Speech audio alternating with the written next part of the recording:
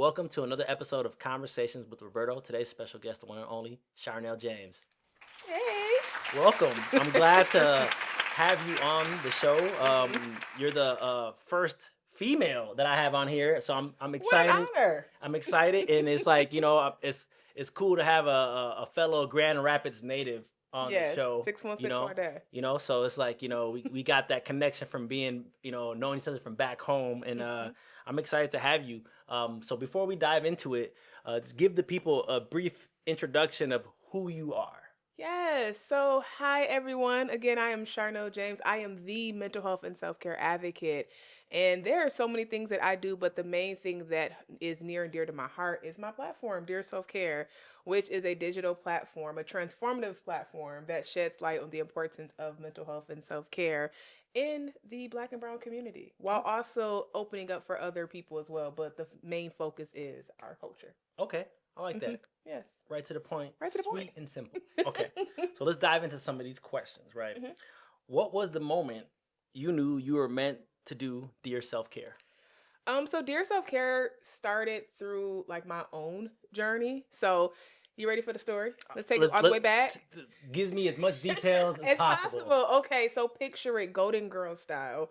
We're at Grand Valley State University. GVSU. I am the full-time student. I'm the RA. I am the only member of my sorority. I'm the MPHC president. I'm a girlfriend. I'm a daughter. I'm a sister. I'm all these things, right? Because I knew that I was that girl. I still am that girl. But back then I was that girl. But in that, I lost myself in a sense of not taking care of myself. So it got to the point to where I wasn't going to class. I was sleeping all day, not eating, crying. And I'm like, what is wrong with me? So I go on Google and I typed in signs of depression, and whole wig got blue bag. Because that's when it hit me that like I was struggling with depression. And I'm a very spiritual person. And I remember having like a really bad like crying spell in my dorm. And I'm like, God, like whatever this is that you have me going through, like if you get me through it, I'm willing to do whatever it is that you have for me. And that's where Dear Self-Care was birthed.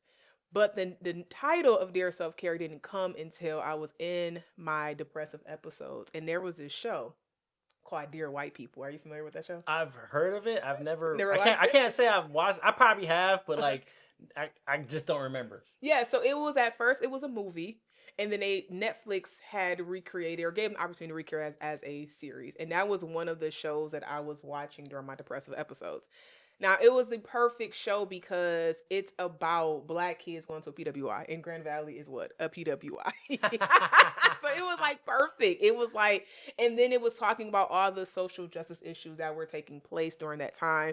Because when the show was released, it was right around the Trump, like, first election season. So, right, boo. So I remember watching this show and the main character, Samantha White.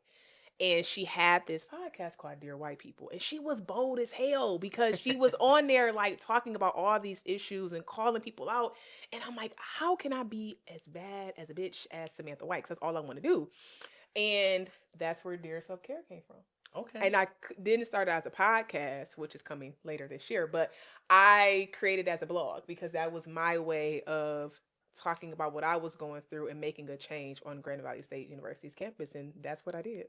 Okay, no, that's cool.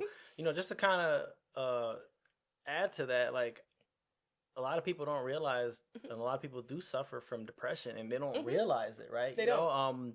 I had recently discovered that I was dealing with depression, right? I moved from I moved from Grand Rapids to Detroit to follow my fiance.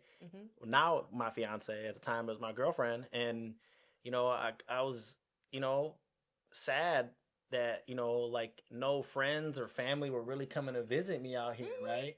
But I would see friends and family going to go see concerts here, going to see sporting events and doing all the other shit. But I'm like, you guys got to go on the lodge and you pass 7 Mile exit there and back twice. And it kind of really was fucking with me. And my fiance noticed that I was, acting a little bit weird and I didn't know what was happening. I thought I was just, tripping. Right. And then, I had spoke with my doctor about it, and he prescribed me some type of like antidepressant to help me. And it was, it's like that's as a minority, right? A lot of minorities, especially men, right, black and brown, and everything in between, you're not taught or to talk about that type of stuff, right? You keep that shit in until it's too late, and you keep going. Yeah, and you keep going, but it's okay to go seek help and get these things, because I always tell people it's not about your physical health; it's also about your mental health. Absolutely. And if you're not, you fucked up on both ends or one end, it's gonna impact you negatively, right? Absolutely. So that's it's good to know. Well, that you were dealing with that. I didn't know that. Like, you know what I'm saying? Yes. Like, people hide that shit, right? Because it's something that you don't commonly talk about, right? And that's why I created Dear Self-Care. Because the difference between myself and Samantha White was that Samantha White was behind the mic. No one knew it was her until it got exposed. The difference is I wanted people to know it was me. Because, like you said, you would never know. If you see me in real life, if you experience me in real life, you would not expect that I have a mental health disorder. Didn't know. From just your social media and just the history of knowing you as long as I known you, right? Knowing your sister and knowing your family. Yeah. Didn't know that. That's what I always tell people. Like, I love doing this Conversations with Roberto because it allows me to learn more information about every guest. Like, I leave each episode, each question like, damn, didn't know that. So, hey, go get your mental health is wealth, right? Get your shit right, so that way, because it affects not just you, it affects the people around you. Absolutely. Right? The people that you love. And so get your mental health checked out in 2026, right? Don't wait, do it now. Yes. Okay. And follow Dear Self-Care for all the tips. Yes. There'll be links to all this in the description so that you guys can go tune in with all this. Okay, so my next question for you is, what's something people misunderstand about your craft or your industry? Oh, man. Whew. You know what? Is that I have all the answers. Like, yes, I am a social worker. Yes, I am the advocate and I have the tips and the tricks. However, I don't have all the answers because I, too, am still navigating it myself. One thing about being the mental health self-care advocate, I pride myself in not being fake about it. I have to be authentic as possible. So a lot of the content that I put out is things that I have lived, I have experienced, and I'm able to share from not only experience, but research data as well. But even in that, I don't have all the answers. We're all figuring it out. And people also think too, like going to therapy is a one-stop shop. Like, it takes more than that. It takes being uncomfortable. Yeah. It takes having to hold yourself accountable. And it's having to do the fucking work. Like, do the fucking work. You have to do work. And that's one of the biggest misconceptions is that people think, okay, I got a therapist and that's it. Like, no, you can go to therapy, but are you doing the work of therapy? Yeah, are you taking that shit serious? Are you following up? Are you, Right. And then also, too, know that you still got to do more into it. So, like I said, I don't have all the answers, but I can give you the direction.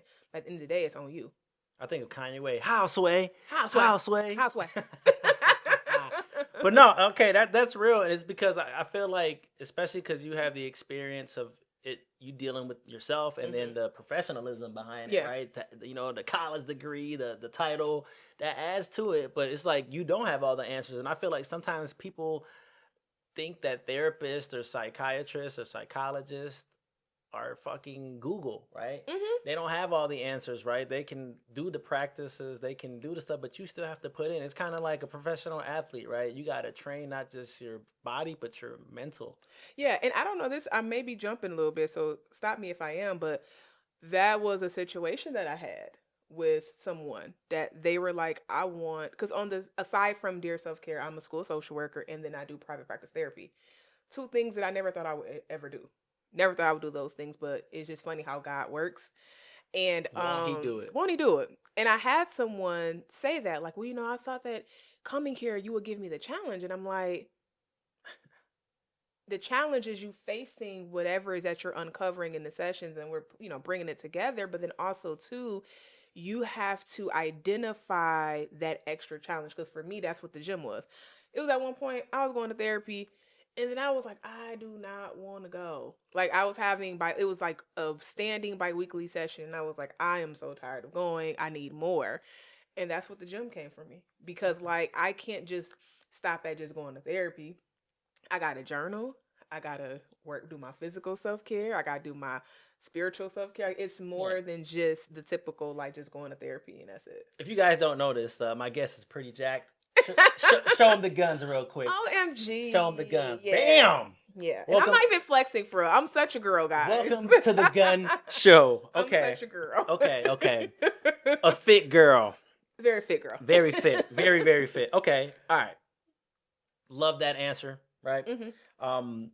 If you weren't doing your current profession, what do you think you'd be doing instead? OMG. I would be like, I feel like I'm a celebrity star, as is, okay?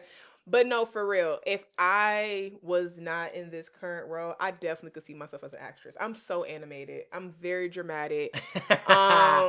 And I just love I don't know, I love to laugh. I love having a good time. But yeah, I could definitely see myself being like a celebrity, an actress or some sort. No, I get the energy. I feel the vibe, right? I definitely can see that. I could definitely be like, yeah, I can see her in the next scary movie, Yes.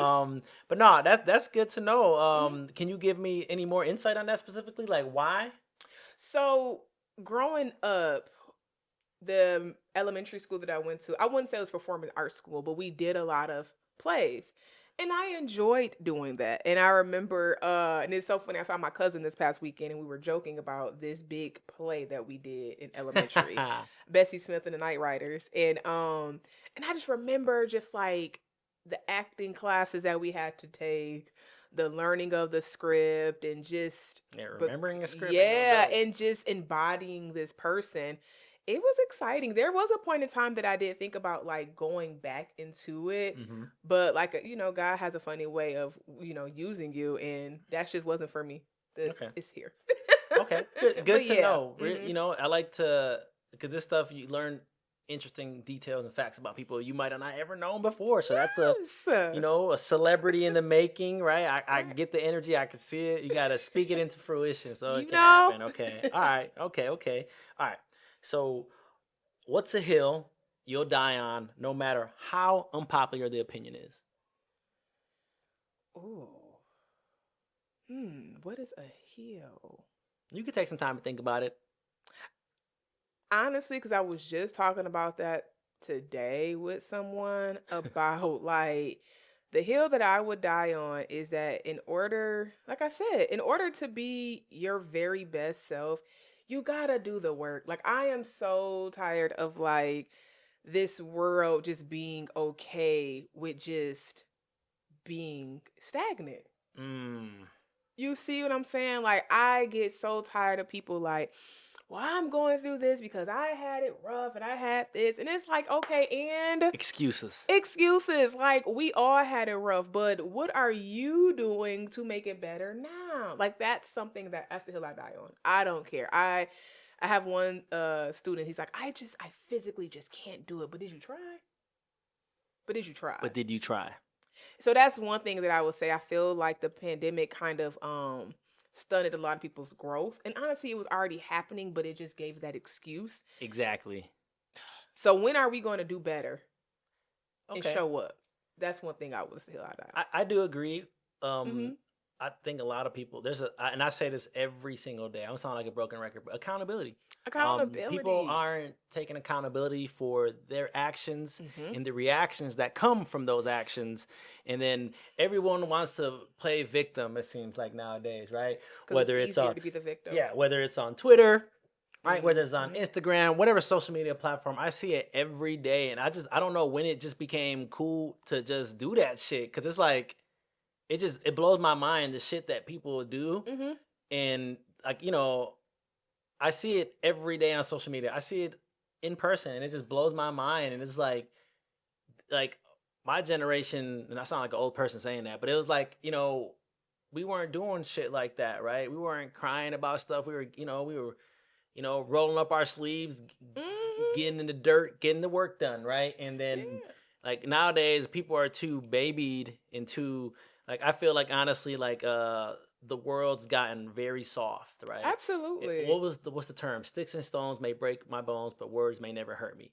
Man, words are causing wars. Yeah. Right now, you know what I'm saying? For sure. Differences, right? And religion, beliefs are causing wars, which innocent people are dying from this shit. And it's like, dude, like, and it doesn't help that we have who we have as our president. Right? There's never been another president that's been like that, like on Twitter. Like, like I see him on Twitter saying crazy shit. Yeah. I'm like, Barack Obama would have got crucified if he would have did any of that shit. And see, that's the thing too with people not doing the work, because then we have people like him that's in power. Yeah. Because somebody hurt his ego as a child and he never dealt with it. So now we all got to suffer. Someone took his candy and shit on his blanket. And it's like to the saying, like sticks and stones may break my bones, words never hurt. Yes, words do hurt. However, comma, what you gonna do with it? Yeah, what you gonna do about it? What you gonna do about it? It's either are you gonna cry about it or are you gonna boss up? I'm gonna do Fight both. Back. Right. Because the one thing about me, I'm gonna cry while I'm working, and I'm gonna work while I cry. Say that one more time for the people in the back. I am gonna cry while I work, and I'm gonna work while I cry. Couldn't say any better. Beyonce said is you ain't gonna break my soul. Shout out to Beyonce, Queen Bee. Shout out to the whole beehive. We got to protect Beyonce at all costs. Okay, very, very interesting. I like that answer to that question. Okay, you can instantly master any one skill set in the world. What is it and why? Ooh. You can take some time to think about this. I give people the options. You can give me a legitimate one, and you can give me like a fantasy one if you want, or just stick to one. It's up to you. But what is you can instantly master any one skill in the world. What is it and why? Okay. The literal one, and it's something I'm currently working on now, is to not allow my thoughts to win. And I have generalized anxiety disorder, so I'm always in my head thinking about stuff, and then also depressive episodes as well. But that's one thing I wish that I could stop. And it takes, and I do believe I'm going to get there. It takes a lot of work because you have to learn the brain and learn how to fight against it. It's exhausting. Like this is probably the hardest challenge in my mental health journey currently. Is like learning how to control my thoughts and not allow them to consume me, because when you do that, that's how you become a victim. So it's like training yourself to not overthink every single thing. It's hard, but it's doable. You gotta keep getting back up and try it again. And then the fantasy thing is, hey man, I wish I was a rapper. If you were a rapper, what would be your rap name? I don't even know. You don't even know? But I could be out there in ciphers. Ciphers like 8 Mile, Eminem and 8 Mile. Yes, because I love rap music. I love hip hop. No, hip hop, R&B. Music has always been a big part of my life, right? It's the reason why I've been a DJ for 17 years. And I started with me just liking music on, from burning CDs to downloading stuff off of LimeWire. Yes. Throwback. All that different Napster, you know what I'm saying? Morpheus, all these different websites, pirating music and making CDs and selling them at Ottawa Hills High School to people. Then it went to learning how to make music, to me, I always tell people the funny story. Pretty much I would go to a bunch of parties when I was like 18, 19, 20, going to Michigan State parking lot. And it was just like, damn, man, I would go to these parties and all the DJs, they would be playing like all the bops. I'm like, damn, these DJs are doing dope as hell. And I would go to Grand Rapids and be like, wow, these DJs suck ass. Because Grand Rapids is conservative. Yeah. And I really wanted to make a difference. So that's a part of the reason why I became a DJ, because I was like, well, man, they play this song right now, this place would go crazy. And I ended up throwing myself my 21st birthday party and became a DJ. I'm not going to go into full details, but that's a whole other story we can talk about. But yeah, so being a rapper is super dope. I didn't know that. That'd be something cool to do. I could see you parappa the rapper. I think of Dave Chappelle when he was doing the Making the Band and he had Dial On. He was like, Dial On, Dial On, Dial On, Dial On. And it's funny you said that because I was thinking about when Dave Chappelle's like, jokes in, jokes in, jokes. Yeah. Spaghetti. What's so funny is people don't realize that Chappelle's show has aged gracefully. Those jokes are still funny as hell to this day. Especially like the Charlie Murphy stories, like the Prince, the Rick James. I'm Rick James, bitch. So listen, one of my coworkers, so I work in Ann Arbor, and he walks in the room. Go Blue. He walks in the room. His name is Charlie. And it was like, hey, Charlie. And I was like, Charlie Murphy. Oh, my God. He's a white man. Did he get the joke or no? He did. He turned so red because he was laughing so hard. Oh, my God. He was like, what is wrong with you? And I was like, I'm funny like that. I'm funny as hell. No, that's funny.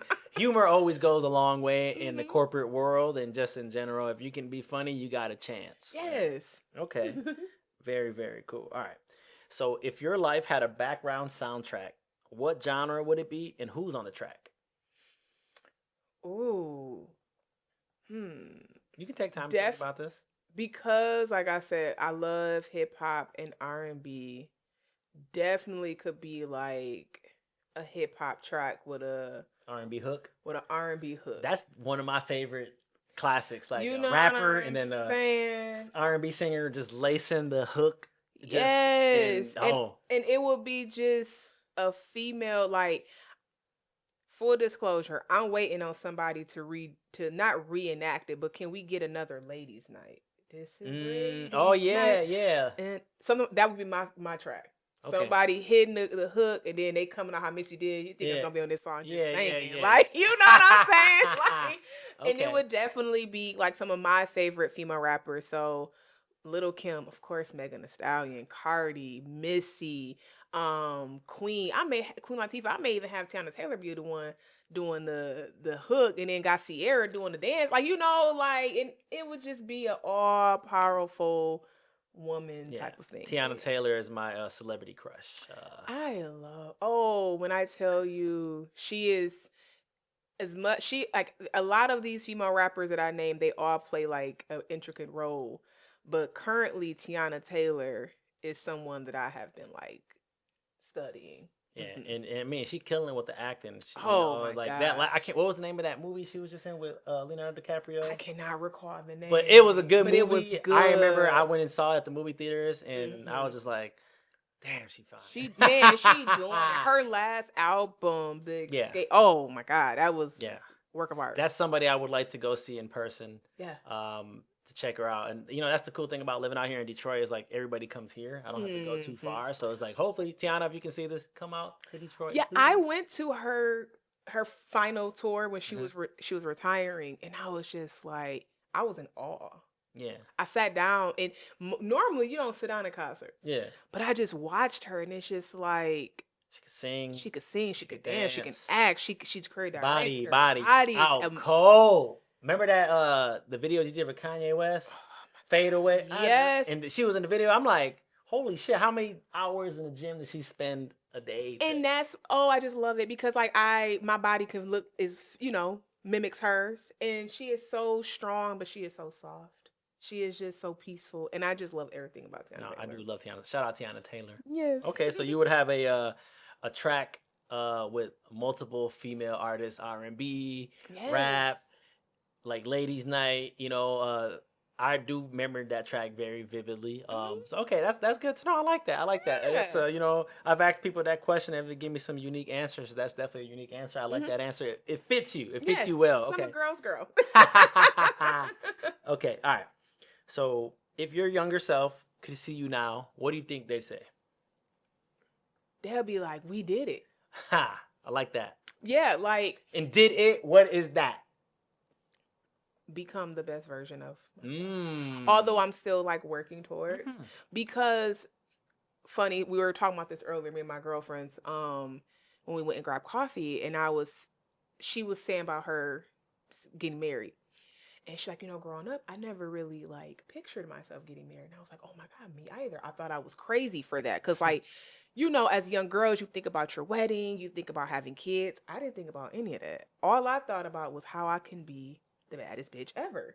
And by being the baddest bitch ever, it was like, I have to be the best version of myself. I have to work through my own insecurities, my own traumas to be that. And I joke about this, but I was very young thinking about something as big as that. Yeah. So, but it was because of my mom was the one who introduced me to the movie 13 Going on 30, one of my favorite movies. And I just remember that saying 30, flirty, and thriving. Because I'm like, I want to be by 30, I want to be thriving. I want to be living my life. I want to be happy as hell. I want to just all the things.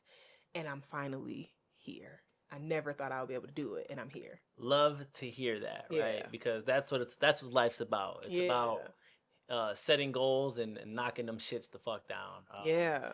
I've recently have been like knocking down goals a lot more. Been writing stuff down, right? Speaking it into fruition. Sometimes I tell people you gotta say it loud enough so the universe can hear it. Yes. Right? And then, make that shit happen for you, whatever it may be, right? But yeah, no, I definitely rock with that. And I think too, and I want to also emphasize the reason why I talk about being my best self rather than anything else. Because a lot of times, especially in our culture, it's the hustle and bustle. I got to achieve this by 30. I got to have this. I got to do this. I got to do that. But we don't never talk about, I just want to exist and be human and enjoy the things that is given to me. So I feel like the more I work on me, the more God will, like you said, bring it to me because I'm speaking it, I'm praying over it, and I know how to handle it because I've done the work. Because a lot of times people are like, oh my God, I want $1 million. You get $1 million, what they do, they blowing on weed, they blow it out, having fun. But you didn't pray to know how to handle the $1 million to make it $2 million, to make it $5 million. But you can't do that unless you have mastered becoming your best self. So that's why I say that. Okay. Yeah. I rocks with that. I fucks with that heavy. Okay, no, for sure. I'm deep. No, hey. Deep. Okay. All right. So if you could collaborate with anyone, past or present, who would it be and why? Megan Thee Stallion. She's tall, man. She's like 5'10". I know, and I love her. She is. I just saw recently that she was like got sick or something, doing like a Broadway thing. And I didn't know she was doing no fucking Broadway, but I'm actually about to go see her. Okay, and she's like doing it big. I remember a couple months ago I seen she had like a combo special at Popeyes or some shit. Now she own one. Yeah, now she own one. She's dating Klay Thompson. Love lucky it, motherfucker. Man, what? Yeah, she's she's like transformed her body completely. Like I like she is like in fucking the greatest shape she's ever been. And, the term comes having Megan Thee Stallion knees because she can do some crazy shit and can. And then that's one of my secret crushes as well. I feel like a lot of men, because she's fine, man. She's fine. Yeah. She's tall. I feel like smart. I feel like she intimidates a lot of motherfuckers. You know what I'm saying? That's why they don't like her. Yeah, and I remember seeing a picture of her standing next to like Cardi B, and Cardi B is little as shit. She is a baby. She's so cute though. I love her. She's tiny. Megan, and the stallion. Right? You standing next to a fucking stallion. Next to her. Yes. Okay, all right. So Megan Thee Stallion. Okay, and what specifically would you want to collaborate with them with? I would want to, other than rapping. I would want to do the mental health work with her. Ooh, okay. Because I'm a public speaker as well, and I do a lot of workshops, and I was just a keynote speaker 2 times. 2 times. Back to back. But I created a workshop around Megan Thee Stallion. It was called WWMD. What will Megan do? Oh, shit. How to handle adversity with style and grace. Mm-hmm. And with all that she has been through with losing both of her parents, going through the stuff with Tory Lanez, and having to go through that public humiliation and still rising and then taking a break to get herself together. And now look at her. Thriving on Broadway and dating Klay Thompson. Yeah. So it's like lucky son of a bitch. I just love her story, and I just would love to work with her and so that we can just we can take both of our stories and just show people, like, the more you just continue to show up and be positive despite what the world is saying about you, and focus on what God has for you, can just amazing things come. Megan, if you see this, girl, shoot me a DM. I won't tell Clay. You know what I'm saying? I'll get you connected with and then you guys can talk about whatever y'all want to talk about. Okay. Girl. I rock with that. Yes. Okay. All right. So, what's a recent challenge or obstacle you faced that taught you something valuable? An obstacle. That's a challenge or an obstacle. A challenge.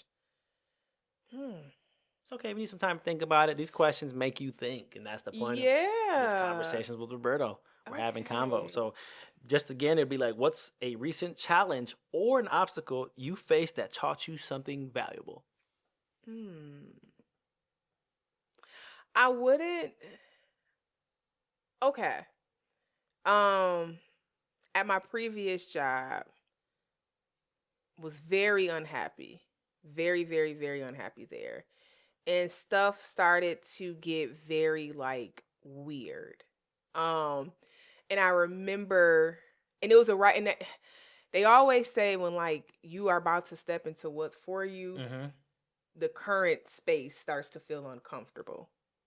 So I remember, like, I was still showing up to work. I was very I was in tunnel vision. There we go. I was in tunnel vision because my last semester of grad school, I was taking 3 classes. I had a Saturday class from 8 a.m. No, 9 a.m. to like 4. Sheesh. And then I still had like my 5:30 to 8 classes during a weekday, on top of still going to work, on top of going to the gym, on top of doing Dear Self-Care. Doing a lot. And my biggest fear was that I was going to go back to my depressive, like how everything ever once started. And I remember because of that, I got very big on like the tunnel vision. I ran track, so I'm really big on tunnel vision. When I'm focused on something, it's nothing personal. I'm just focused. I have to work. And I remember because I was like that, my boss and everybody, your energy different. You're this and you're that. And it was very hard because it was that point in times where I start questioning myself, like, is something wrong? Am I coming off? And I had to learn a valuable lesson was that what you have for you, everyone's not going to understand. When you are focused on your goal, those are distractions. But as long as you channel them out and focus on what's for you, good things are happening, because I landed my job that I'm at today before I walked across the stage. Say that one more time for the people in the back. I landed my first social work job before I even walked across the stage. Love to hear it. So while they were coming at me, they didn't even know I was already revamping my resume. I'm interviewing, and I got hired at one of the top schools. Nice. So yeah. Okay. Fuck yeah. I like to hear that. That is awesome. Yeah, finding yourself and your purpose and your goal in life is a very satisfying moment, and it kind of puts you into a particular mindset and space where you're like, I fucking got this, right? You got to have confidence in yourself before you can have confidence in your craft. Absolutely. Right? So I definitely respect that. That's huge. I like that. I'm glad that you're doing better, and you're closer to reaching those goals, and you're setting new goals as you're doing. You're jumping into new spaces, right? Yeah. You're trying new things, and like we talked earlier about you getting your particular podcast and stuff going. So I'm excited to kind of help you push that forward, because like I said, this started from a fucking idea. Yeah. It started from me just hanging out and a lot of trial and error to like, boom, right? Let's do it. Just doing this shit. It's like Nike, just do it. Just do it. Okay. All right. So look, in today's world, what's an emerging trend or topic that excites you or maybe even worries you? Ooh. Okay. One trend, it's both. Content creation. Okay. It excites me because I do like seeing people do, but it also scares me because a lot of people don't really know who they are. and they get on social media as their safe space, and then they begin to see other people and they're like doing everything this person is doing without having their own originality. And that's so dangerous. Even with I'm very mindful of some of the content that I post with about mental health and stuff. Because although I'm a mental health professional, this is not your one-stop shop. You need to actually go and get support for that. Yeah, for sure. That's my fear with content creation. And then also, too, the fear of like, everybody is leaving their jobs, which I love that. Be full-time entrepreneur, all of that stuff. But what's your backup plan when that don't? Yeah. And I know sometimes we shouldn't always have a plan B, but that's just my thing. I've always been like that. Like, what you gonna have after? Because like I said, I wanted to be a rapper. I wanted to be an actress. I think of Parappa the Rapper, the game. But what was the backup to that? So that would be one trend that like it excites me because I love seeing different people's lives, but it also scares me because so many people, like we said, they're weak minded in a sense, and they don't, and that's just not to shade anyone, but they don't really have a sense of thyself, and they look for social media to find that. Yeah, a lot of people, I do see a lot of people like, like, you know, I call it thirst traps, or just, you know, clickbait, right? People post stuff just to get likes, comments, because like, you know, people are gonna live and die for engagement. Yeah. Right. People want to be trending. People want to go viral. Like I was just speaking with a close friend of mine, right? His family owns a restaurant in Grand Rapids, and they have some influencers come into their spot naturally, right? They didn't like call these people. They just been doing what they've been doing for 20 plus fucking years, right? Yeah. The food's been always awesome, right? The service has always been awesome. The location is awesome. You know, when I feel like the universe has a way of speaking stuff into existence on its own, right? Yeah. So influencers came to his spot, fucking booming now on TikTok, like viral, like people like they're busy, and I'm happy because I'm like, that's good, that's what you want.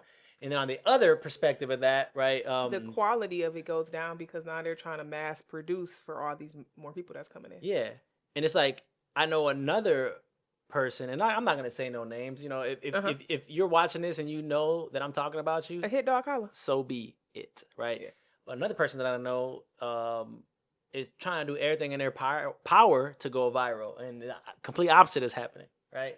And it's like you can't like do something with intent that that's gonna happen, right? It has to happen on its own, right? Whether you post a clip that just literally goes viral, or a clip that gets 100 views, right? Let me give you a prime example, right? A couple of years ago, I was coming home from work. I was driving down the lodge. I was getting off 96 to get onto the lodge, and I just remember I just seen like sparks flying from like a vehicle, and I'm like, I'm thinking like, oh, maybe a car has a chain or something hanging from it. As I curve and get onto the lodge, I'm like, that's a U-Haul truck. I'm like seeing sparks fly up. I'm like, what the fuck? So I feel like I was on the lodge when I saw that too, probably. And I know exactly what you're talking about. This was like maybe like 2 years ago, maybe almost 3 years ago. It was closer to when I first moved out here. Yeah. And what happened was, as I was driving, I pulled out my phone, right? And I started recording, and it literally was a person 10 and 2, right? Focus, windshield crack, and a U-Haul pickup truck. The driver, there was no tire, there was no rim. That motherfucker was just driving on the ball. I remember seeing that video. Yes, I saw the video. It was you. Yeah, it was my video. It was your video. Yes, it got over like 1 million views. I remember that. Yes, I couldn't believe, and it was like my natural reaction to that shit. Right, me commenting. It was like, supposed to happen. It was nothing crazy, and I'm like, it was just so wild that I seen it, and I remember like I had posted it on my IG, like as a reel, just so I'm like, y'all ain't gonna believe this shit, and literally. People in West Michigan were texting and calling me like, bro, your shit is on World Star. Your shit is on. Yes. Your shit is on Metro Detroit News. Your shit is on this. This influencer sharing it. And it's like only one person reached out to me to ask for my permission. And that was Metro Detroit News. Yeah. They was like, can we post this video? I'm like, yeah, just tag me in it. Everybody else was using my video on their platforms, getting this and that. Yes, because that's another thing too. Like, a lot of people be biting my life too, and I'd be like, listen, y'all, I create this shit for me, to inspire y'all, but y'all have your own little thing. Another thing too with content creation that it scares me is because I have to tell myself this too with my content. Everything don't have to be recorded. Like. True. One day I was going to get me a massage, and I was about to start recording my journey to get my massage. And I was like, put that phone down and be in the moment. Yeah, be in the moment. Live in the moment. Yes, this is for you. Everybody got their fucking phones out recording the concert, FaceTiming somebody at a concert. Like, dude, enjoy the concert. Enjoy the concert. And everything is, too, as much, if y'all see my personal page, even my platform, y'all going to see a lot of fitness videos of me. But one thing, a hill that I'll die on, I will not become a fitness influencer. Oh, no, man. Like, I can't do that. What's that one dude that would, like, 7 a.m., 7:07? Yeah. You know that dude from Miami? Yes. That and I would never say never, but, like, being a fitness influencer, you really have to be intentional about what you're putting out there. Yeah. Like, it's, and also, too, not every hobby got to be a hustle. I go to the gym. Say that one more time. Every hobby does not have to be a hustle. Message. Okay? I go to the gym because I love to work out. It allows me to turn my brain off. My trainer has my workout. I don't have to worry about nothing. But everyone's like, when are you going to become a trainer? We're going to do this. We're going to do that. I'm not. Yeah. I'm not. That's not my ministry. My ministry was to show up for myself. And by showing up for myself, I've been able to do all the other things that is for me. Okay. Yeah. Yeah. So like for instance, like that video that I had shot, I posted it because it was crazy that I seen it. I couldn't believe it. I'm like, yes. If that person, like, and when I was recording it, like, there was never a moment in time where I was like, fuck, man, I wish I could have been like the passenger and someone else driving, and I could have maybe followed that dude to where he was going. I don't know. I had a lot of questions, but it's just like, I saw that, got as far as fucking possible away from them because I didn't want them to hit my shit. Now my car fucked up. So when I had posted that shit, it was just, I posted it because I was like, yo, I can't believe I caught this. Literally, I've never had so many people, like, literally, it got to the point, I'm not gonna lie, now I kind of know what celebrities kind of feel like because people were commenting on it. Like, it for months, it was exhausting. Like, people commenting on that shit, people like liking it, people sharing it. Like, it was cool until I was like, damn, this must what it feels like to, like, you know. And I can imagine it kind of be even worse for like famous people. Like, I can't imagine, like, because, like, I'm gonna be real, man, guys are fucking weird, and I can't imagine like the DM guys are fucking weirdos, and they make regular dudes look weird, right? There's creeps out there, right? You know, like, you know, and my thing is like this, with this show, man, this is my platform. I'm going to say whatever the fuck I want, right? There's a particular, I'm not going to say no names, but there's a person that was in our circle, in my inner circle. If I mention their name, you might know who the fuck this person is, but I'm not going to give them, you know, the light of day, right? This person was very fucking weird, very creepy, and there was many instances where we kind of just ignored it, right? And then it got to the point where everybody started having particular stories for this particular person hanging out with them or something. And it kind of like, it started having where everybody had stories and we would just be like, dude, were we harboring a fucking Jeepers Creepers, right? And it was like, it got to the point where this is how I knew it was ridiculous. I mean, this person is no longer in my inner circle. They exited themselves out the circle, right? It got to the point where one day I was hanging out with the old friend that was in town in Grand Rapids. We were catching up, right? And she was just like, hey, Berto, can I tell you something? And I'm like, sure, what's up? I didn't think it was going to be what she was telling me. And she told me a story about this particular person. And I was just like, dang, man. And then it got to the point where I was like, you know, I told her, I was like, well, look, let me tell you some crazy shit and she was just like, he is just weird. And I'm like, yeah, he's weird, bro. And it's like, and that's the shit that I hate because, like, you know, people like that make all of us look bad, right? And it's not, we're not like that. That dude is like that, but there's a lot of weird dudes like that out there, and it's like, and it shouldn't be accepted, right? And it's not acceptable, right? Like, you know, like, I don't know, it just didn't rub me the right way, and it was just like years later, even people will still come back up to us randomly while we'll be out. It's like we're not even thinking about that. We're in a whole different space, and it still comes back to us. And like, y'all still boys with XYZ? I'm like, Why? And they'll be like, man, let me tell you something. And I'm like, oh my God. Like DJ Khaled, another one.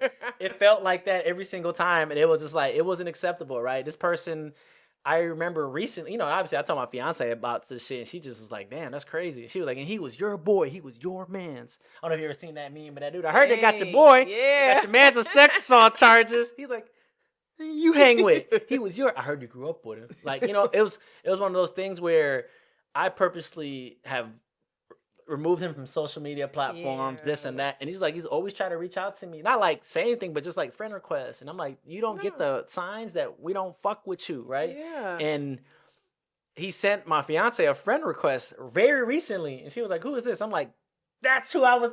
She was like, I grabbed her phone and was like, decline.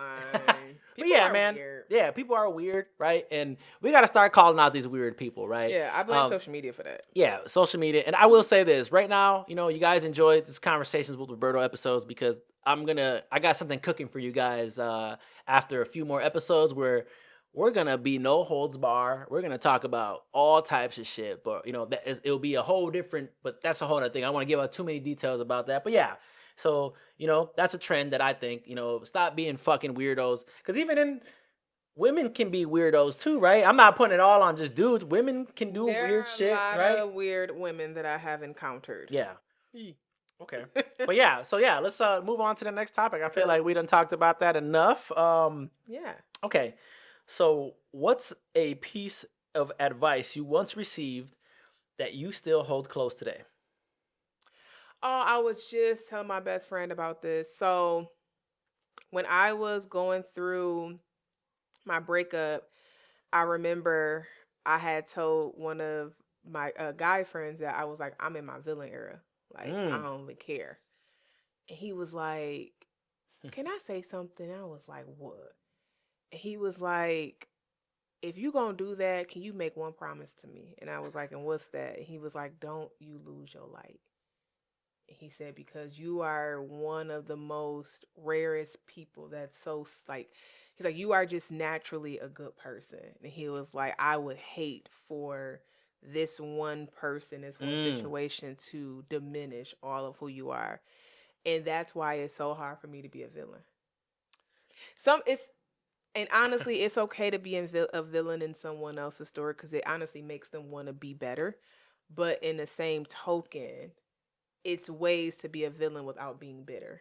Because I don't want to ever lose the pureness of my heart. Okay. And that's something I have always, ever since that conversation, I've taken that with me. Okay. Mm-hmm. Okay.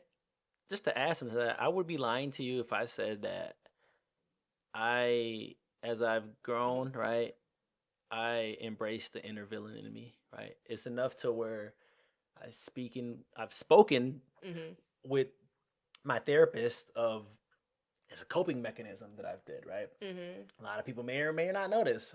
Growing up, I was bullied a lot, right? I wasn't like underwear pulled around my head, but yeah, I was pushed down. Mm-hmm. I was just mistreated, right? I was treated differently, right? Whether it was people that I thought were friends, right? Mm-hmm. People that family. It was just different ways that I kind of like my natural just hyperactive personality, like.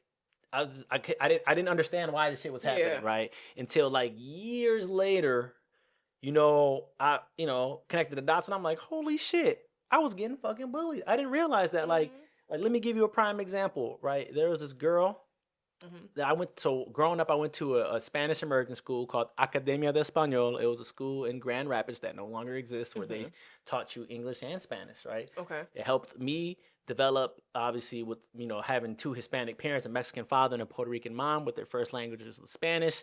It helped me even, because it made me be fluent in, be able to read it, write it, speak it, this and that, right?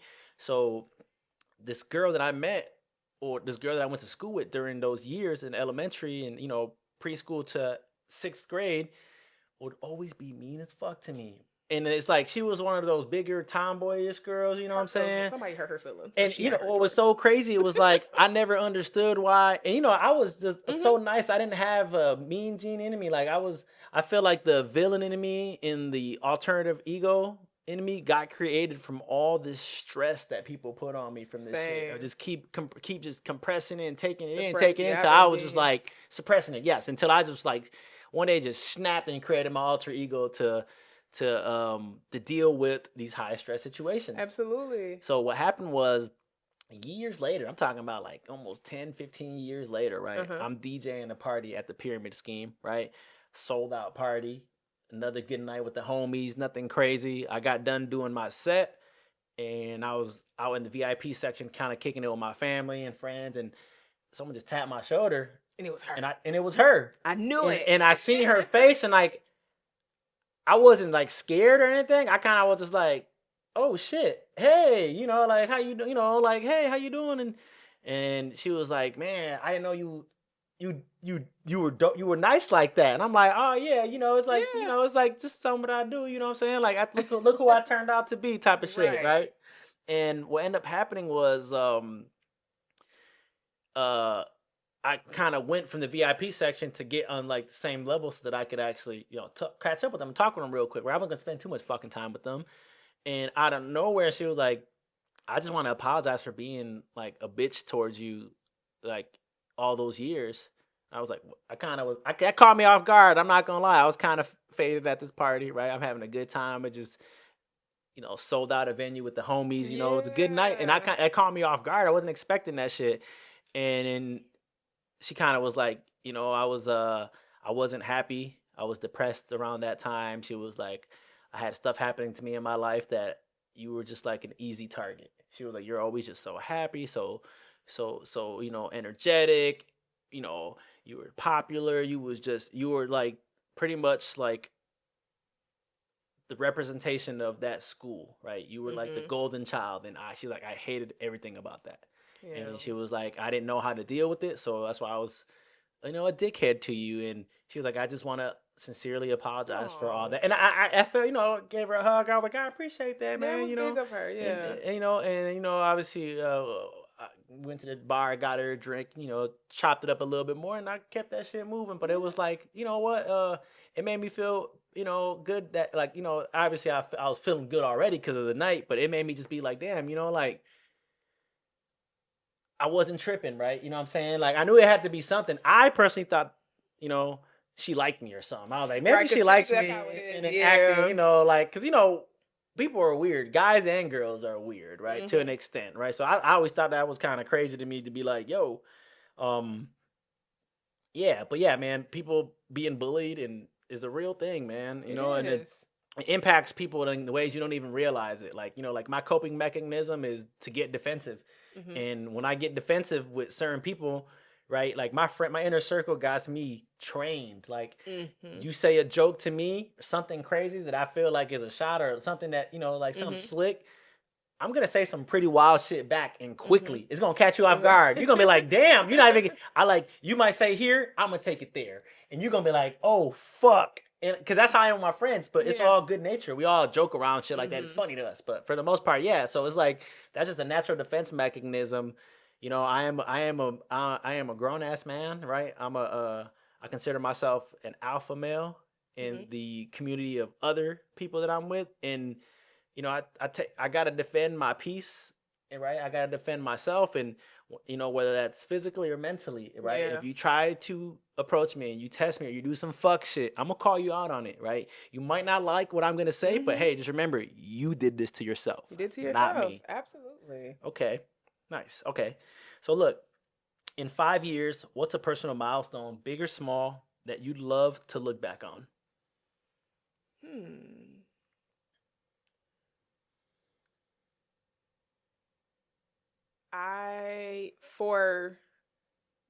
For my platform is that I would love to accomplish a TED Talk. That has always one of my goals.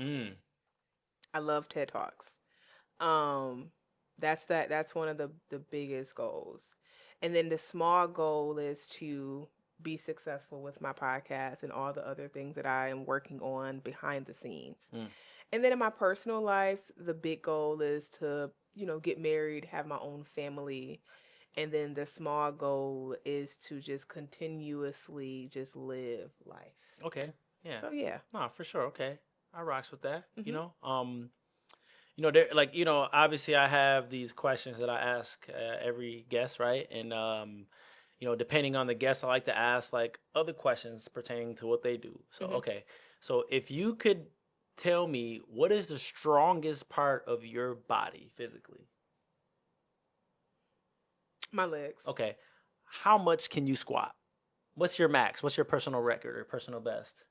315. 315? Yeah, 315. Holy! And how many reps can you do 315 of? I did 6. Shit. I thought I was doing something when I did 200 pounds the other day. You got me by 115 pounds. I need to step my shit up. You know what I'm saying? Man, get your weight up. I'm just kidding. But I will be honest. Like the last couple months, I have been way more active in the gym than I have been in years. Just because I'm like, I'm not just want to get my mental health together. I want to get my physical health, right? And they go together. Yeah, and they go together. Like it's like one of those things where it's like I change what I do. I change what I'm eating, what I'm intaking. I feel like, from like June, July of last year to like December, I was like very depressed. Right? Yeah. You would never know because I'm really good at hiding it. But I wasn't happy with myself and what was happening around me and my situations. And, my fiance, she could tell, right? And, it's one of those things where I was like, one day I kind of just like, Berto, what the fuck are you going to do about this? You have all this potential. You have all this skill and talent. Like, fucking just do it. Just do it. Like, just get your ass up and do it. And it's like, since then, I kind of just been hitting my stride. I've been more active. I've cut back certain bad habits, right? And I increased good habits. I feel good about myself, what I'm doing. The future looks promising. I'm in the process of planning a wedding, which is stressful, right? Because it's like, I love all my friends, I love all my family, but at the end of the day, I'm doing this to make my fiance happy, right? I want her to give her the storybook finish or whatever it may be for her, right? And it's like, especially like having, like we were talking earlier, I have a big fucking family. Like everybody can't make it, right? Right. It's like, everybody can't make it. And I talk to my close friends that are married, and they're like, yeah, bro, do what makes you guys happy. Fuck everybody else. And it's like, okay. But in a sense, it's like, even though I do lean more towards like the villain in me now, because I like that persona. Even in video games, I always choose the bad guy. I always do go do some bullshit. And, it feels good, which is kind of fucking crazy. Not saying that I'm gonna do some shit like Joker from the Heath Ledger Joker from Dark Knight and like just do so, or like be like those movie and comic book villains, right? But I always laugh when I see it's like a meme of somebody like it's like this black dude with a drink, and it was like when the villains plans or stuff starts making sense, the person with a drink like but like my it's just, that always makes me crack up when I see shit like that. But yeah, that's kind of my view with that shit. But yeah, so like if you could like give a timeline of when you're gonna release your shit, right? Your podcast, your vlog. When do you can give us like, if you can, give me like a time frame, because I really want to like tune into this, because I feel like it's something really dope. Because like I said, I rock with your energy since we've known each other, right? You got that uplifting, and it just from your social media, I just know how you are, right? Like I said, man, I've known your sister since 2002, right? We graduated. That is insane. Yeah, we graduated. Saying we that started. out loud. Yeah, we came in as freshmen together, right? We graduated as seniors. Yeah. We've always stayed in touch. I seen that she's planning a wedding. Yes, right now, which is exciting. That's gonna be fun. Absolutely. I always laugh because like I like me and my fiance, like, we don't want kids, right? Because it's a task, right? I feel like we're just a little bit older right now. I don't want to be a father at 40, right? Like, even though that's a common thing now, like people are having kids later on in life, which is cool. But me personally, I want a fur baby. I know you have a fur baby. Can you tell the people what your dog's name is?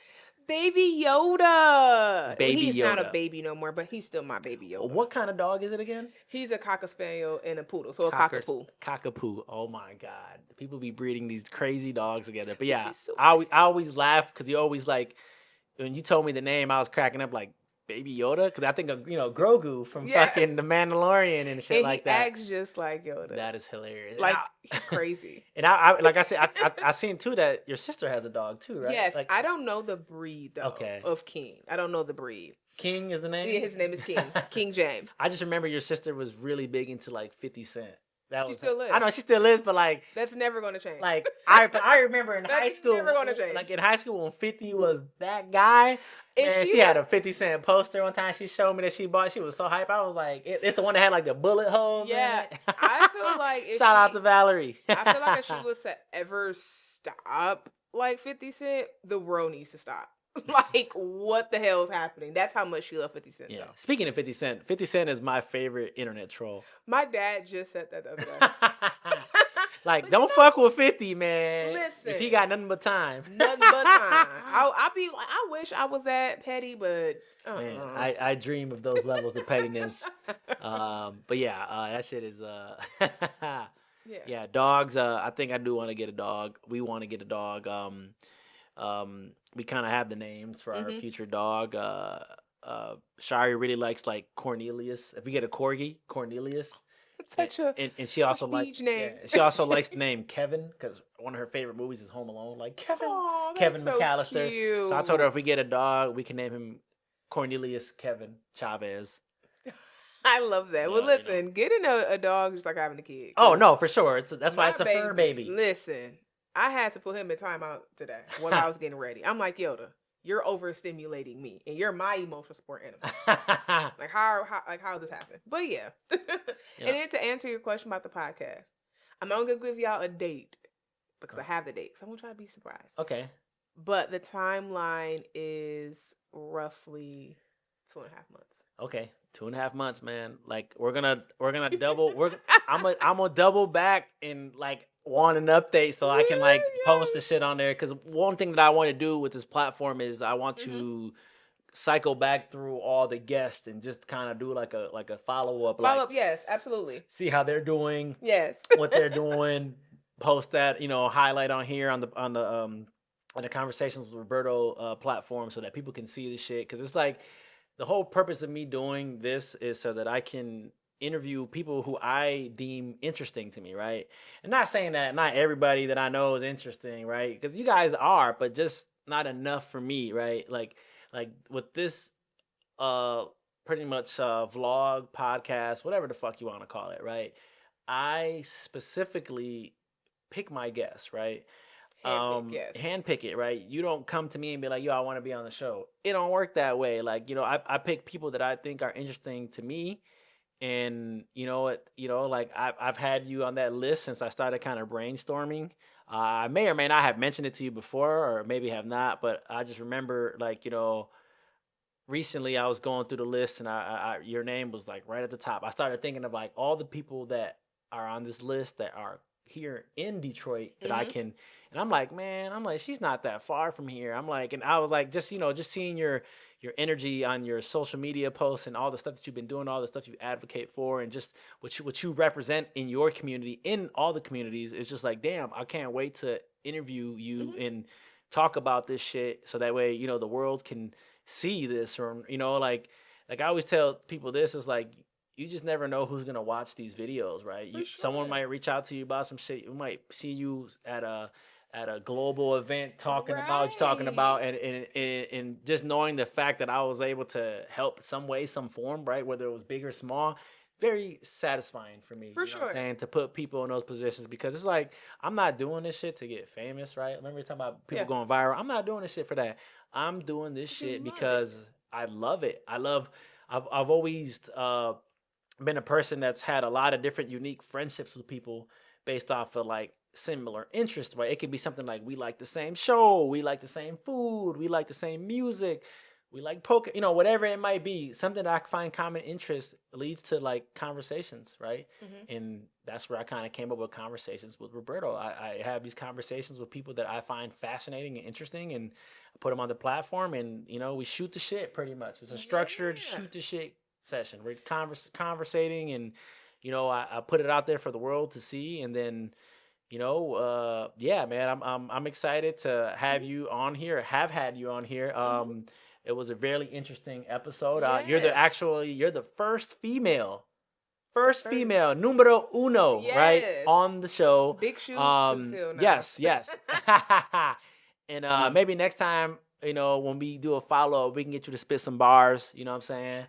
You know, I know you got some shit written down somewhere.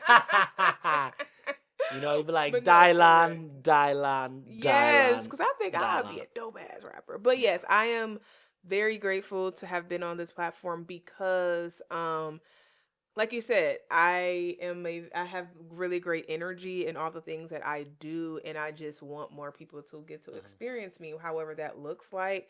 And I do love that about myself because, yes, I'm from Grand Rapids, but I feel like since moving, but since moving over here, I have grown.